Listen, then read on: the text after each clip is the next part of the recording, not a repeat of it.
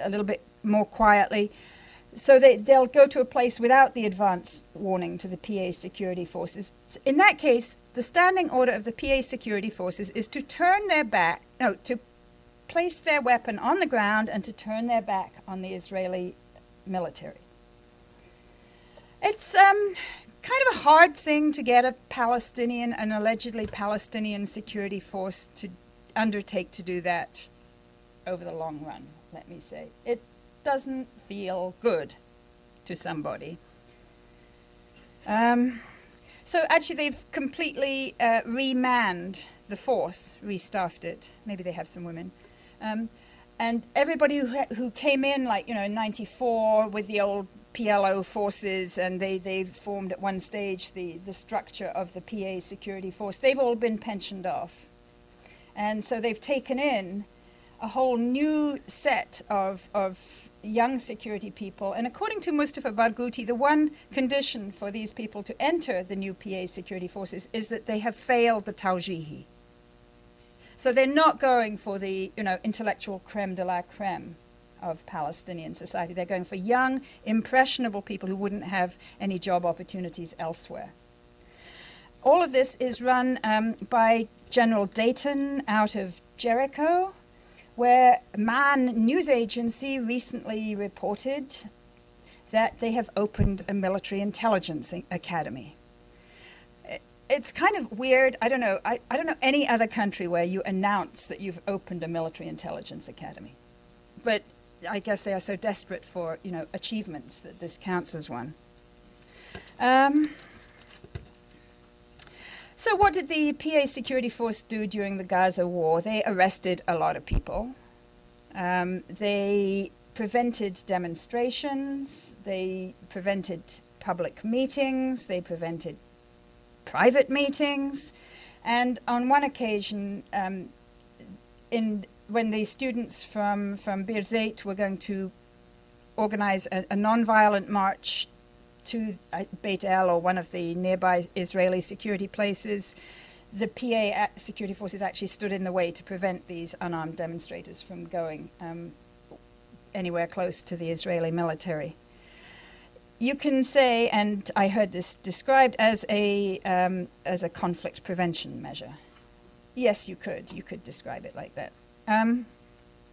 So I was looking primarily at the prospects for Fatah-Hamas reconciliation, given that they've had these, negotiations going on in Cairo. The focus in the mainstream media in this country has been overwhelmingly on, the prospects for forming a national unity government between Fatah and Hamas that meets the quartet's, that is, the Bush administration's 3 conditions. And there's some question as to whether they will be prepared to finesse some of that. There's also been a little bit of attention on the prisoner issue, although now I would say that the likelihood of an imminent prisoner exchange has plummeted to 0, because it was something that Olmert really wanted to do. I think he really wanted to do it. But, he's no longer... I guess he's no longer the prime minister. Many Palestinians, however, are focused less on those 2 issues than on 2 other issues that are being discussed by in the reconciliation talks in Cairo. First of all, the security regime in the West Bank, which of course has been aimed against Hamas. And they are not about to sign off on a national unity government that continues to act against themselves, obviously. And secondly, the question of reform of the PLO.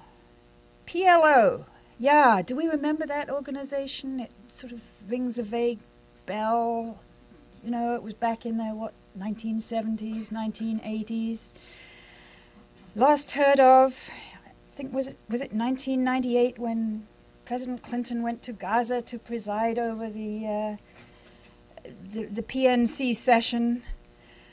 Well, the PLO, it turns out, is actually a big issue amongst Palestinians. The PLO, if you want to conceptualize the relationship between the PA and the PLO, you could think of the PA as being a sort of a child of the PLO, jointly spawned with Yitzhak Rabin, obviously, through the Oslo Agreement. And they agreed at that point, or in the process that flowed from that, to establish this temporary body called the PA. But the PLO still has some sort of paternal rights, maternal rights, supervisory rights. It still should be the body that reviews the performance of the PA and says, how have the negotiations been going over this final status agreement, things like that. Hasn't had a chance to do so, hasn't been convened. Big part of the reason why is because the power within the PLO, this is really going ways back into my own memory. My book on the PLO came out in 1984, and it makes me feel so old to think that it's 25 years. But it's still in print, thanks to Cambridge University Press. Okay. Structurally in the PLO, Fatah and the Fatah leadership wield about 2/3 or 3/4 of the power. So for the PLO to be effective, you have to have an effective Fatah. Fatah has collapsed from the inside. It's sort of, if you think of, a fine fruit, an apple or a pear, that is just the peel, and you look inside and it's all nothing. Nothing. That's kind of Fatah. And the strange thing, not strange, but, sort of history has its little ironies that I enjoy noticing every so often, is that for the last X years, the US government has tried to strengthen Fatah, to make it into the viable alternative to Hamas. So it's pumped money into the organization in one way or another, and it's mobilized a huge amount of money from the Arab and European allies with this aim in mind.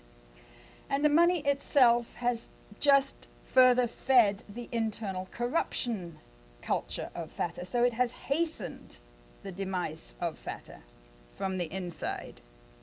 And here they were at Sharm el-Sheikh, was it earlier this month? And they decided, their response to the humanitarian crisis in Gaza is to send $600 million to the PA in the West Bank. And maybe 300 to Gaza. You go to, I wrote in one of my blog posts that Gaza is like, Dubai on a hilltop in terms of like the amount of wasteful and speculative construction in Ramallah. You go to Ramallah, you wouldn't know there's a humanitarian crisis anywhere in Palestine.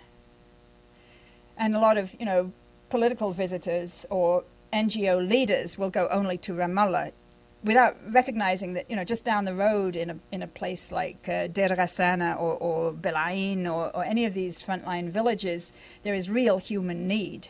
But, Ramallah is a very wealthy place. It has the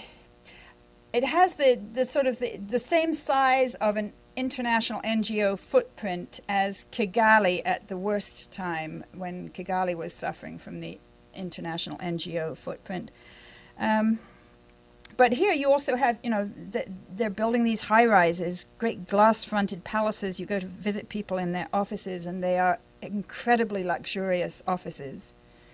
It's a very strange experience. This, like as I said, it's fed the corruption culture and contributed to the internal collapse of the secular nationalist movement represented by Fatah.